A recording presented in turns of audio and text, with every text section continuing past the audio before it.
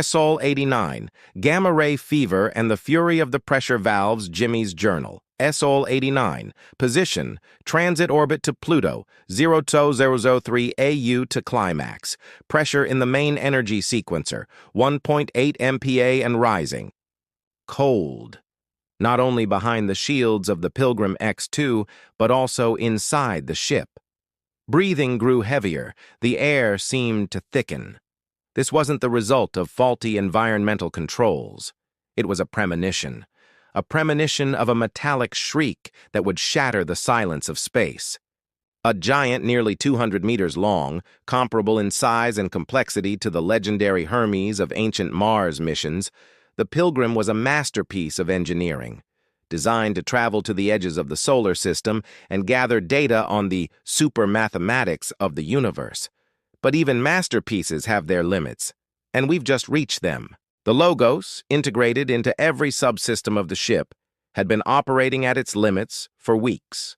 The surrounding, constantly increasing gamma radiation, the cosmic backdrop at the edge of the solar system, forced the Logos to work to its limits.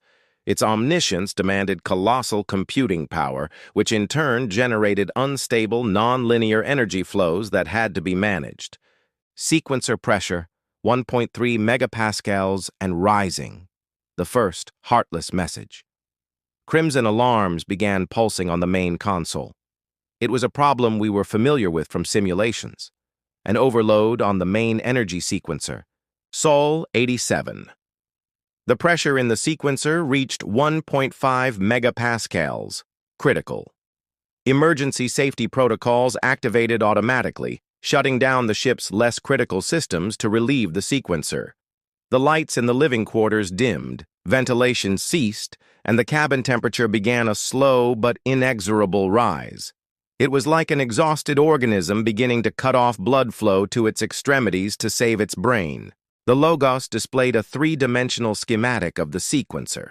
I saw its internal coils and capacitors, normally cryogenically cooled, begin to display orange and red stains, indicating overheating. The power core, Pilgrim's beating heart, pulsed irregularly, as if struggling for each breath. Miriam, my wife, whose digital projection had always been the embodiment of calm, was now barely visible. Her bioluminescent patterns flickered and dissolved, as if the Logos had redirected all its power to maintaining the ship itself.